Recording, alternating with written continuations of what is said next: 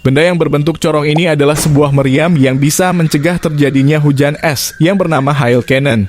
Meriam ini digunakan ketika akan terjadi hujan es di suatu wilayah. Meriam ini bekerja dengan cara menciptakan gelombang kejut yang akan mengganggu pembentukan awan hujan sehingga hujan es tidak terbentuk atau hujan es akan menjadi lebih kecil ukurannya. Tapi alat ini cukup kontroversial. Suaranya sangat keras dan harus ditembakkan setiap beberapa detik selama badai yang menyebabkan pendengaran kita menjadi terganggu. Like jika suka dengan konten ini.